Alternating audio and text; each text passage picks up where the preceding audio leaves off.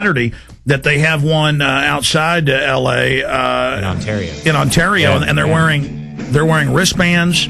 They're taking their children, taking their Winnebagos. Then you got the same news report when you're up in Sacramento. Eyewitnesses, stay there, guys. I just want to say, super job. I don't even know if the time we have left in the show will be enough to debrief you on this and all you saw, but yep. I want you to go through it all in detail as fast as possible when we get back with Jason Douglas and Rob Dew. Great info warriors here on the team. We're introducing everybody today.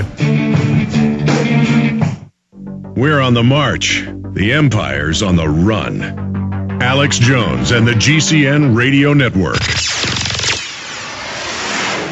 Alex Jones here with a question. What does humidity mean to you? Most people think of hot and sticky summer days, but many people are beginning to realize that humidity can be a valuable source of pure drinking water. That's why I'd like you to visit acolablue.com. Acola Blue is a state-of-the-art atmospheric water generator, producing purified drinking water from the humidity in the air using reverse osmosis and a 5-stage carbon and UV light filtration system, which produces great-tasting water at an unbeatable price. Finally, drinking water that you control. I use one every day. Say goodbye to expensive water delivery services and storing 5-gallon bottles of water in your home. The Acola Blue 28 is shipped right to your home, ready to make close to 7 gallons a day, right out of the box. They have a 30-day money-back guarantee. Call Acola Blue right now at 1-800-691-6043. That's 1-800-691-6043. Or visit Acola Blue at ECOLOBLUE.com today. In the New World Order's war against humanity, Barack Obama is the tip of the spear. We've got to have a civilian national security force that's just as powerful, just as strong, just as well-funded. The Obama deception completely destroys the myth that Obama is working for the best interest of the American people. Well, Obama's already fudging. He's fudged since day one in this election. If you have a demagogue with a fanatical mass movement of personality cultists who is imposing the program of a group of extreme bankers and finance oligarchs, that's fascism. It's not about left or right. It's about a one-world government. This film documents who Obama works for, the lies he has told, and his real agenda.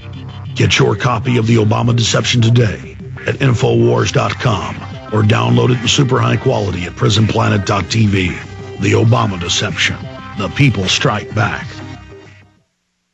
More than 700 chemicals have been found in our drinking water. And did you know that you have greater exposure to these chemicals while taking hot showers than when drinking the water? That's because many chemicals are inhaled when they evaporate and others are absorbed into the skin. The KDF Dual Media Shower Filter works with both hot and cold water, and it's designed to reduce chlorine, lead, mercury, and iron, and it inhibits the growth of bacteria, mold, algae, and fungus. The KDF Dual Media Shower Filter typically lasts 10,000 gallons or 1 year, whichever comes first. Hospitals, restaurants, and water treatment facilities use this media to reduce chlorine, iron, heavy metals, and bacteria. What about you? Order your KDF shower filter normally $49 for our special price of only $39.99 with free shipping. Call the Berkey Guy and order now by calling 1-877-886-3653. That's 1-877-886-3653. Or simply click on the banner at gcnlive.com to order online now.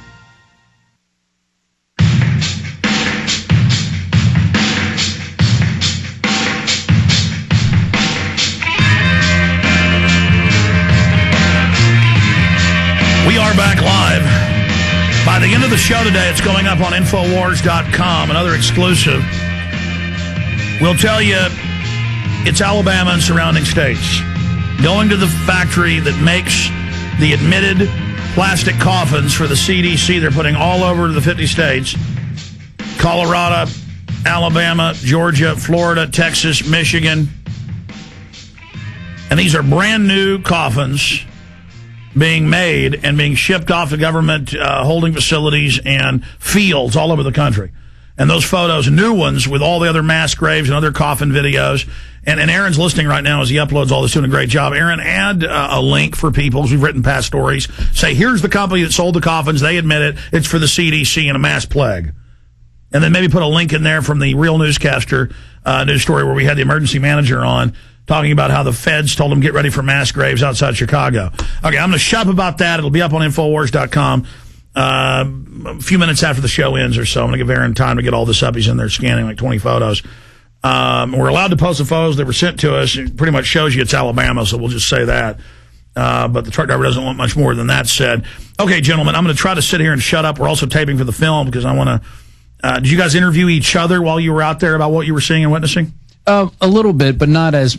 I mean, we were trying to concentrate more on the subject matter, but we did shoot some stuff of us driving around. Yeah, it's just this film's going to be cinema verite with no voiceover, but that's great. We'll interview you here. Yeah, it's just better in the field. Right. But I didn't give you. It was so quick. I didn't really give you directions. So get out towards there. The end, we started doing that. Yeah, and I mean, the whole trip kind of evolved as we went on. We finished up, searching around L.A. We ran into a guy who, and I think I talked to you this about on the air, who was losing his small business, and he had taken a second mortgage out in his home, and he was a massage teacher. He had opened up a massage school. Well, let's do it this way. Let's stop right here because I just started thinking to tape this. Okay. Start over, what you did, what you witnessed, kind of run through it, and then the key stuff, they're grabbing their kids, they're grabbing their cars, okay, and then the illegal aliens are above the law. I mean, break down just everything. You got the floor. I'm just going to sit back. Okay. Well, that morning we started off in Long Beach, and we witnessed the kind of Obama Youth Brigade type activity going on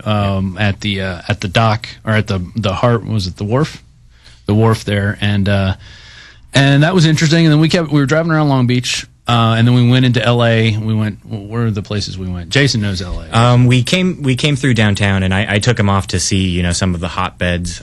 We went through Watts and South Central, just looking around there. We went downtown L.A. We went to the east side and looked at some murals that I've seen before, which pretty interesting. Yeah. Very sort of anti-propaganda. Yeah, we have some crazy shots over there. Good job. And then we stopped by a cemetery, and they're, it's military the National Cemetery. Yeah, and they're digging more graves there, a lot more. And, and then we finished up heading out into Sacramento.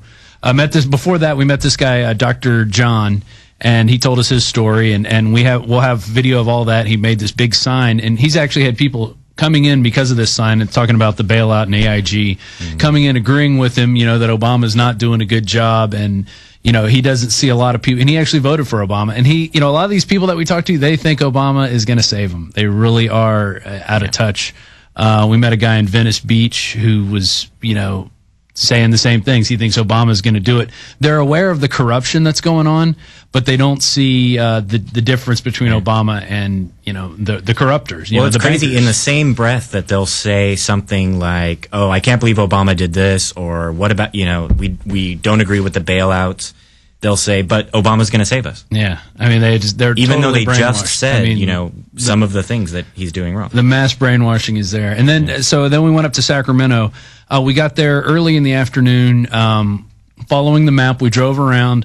We ended up in this little neighborhood, kind of a mixed-use industrial neighborhood that has some, kind of like machine shops, some concrete mixing plants and stuff, and then two streets of houses, really nice-looking houses, middle-class looking, And then you see a bunch of people walking up this bike path, and we're like, I bet that's where it is. So we walked up there. We just took the little camera with us the first time because we weren't sure what kind of reception we would get. And, we walking around. There's a ton of people up there. I mean, there really are everywhere, and they've created a little community. If you guys want to pull up the map now, this might be a good time to show the map that we have. And, they really did, you could see the numbers on there. The red sections are areas where there were tents. The green car, that's where we would park and walk up. So there's the first section there called the Snake Pit, which had about 25 people in it, and 25 tents. We're counting tents, not people, because the numbers of people go up and down. And then you walk across the train tracks, and then you hit a little sliver right next to the river is a levee.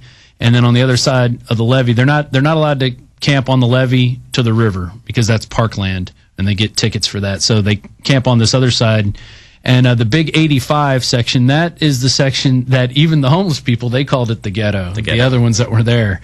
And they said, don't go in that area at night unless you know somebody or you're with somebody. Right. And while we were there was an actual fire that broke out in Is it fair to say that's a racial enclave?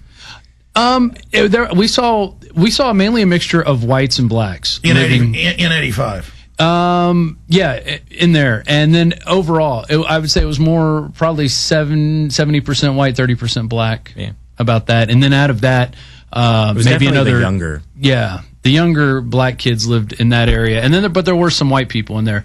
And then you go where the star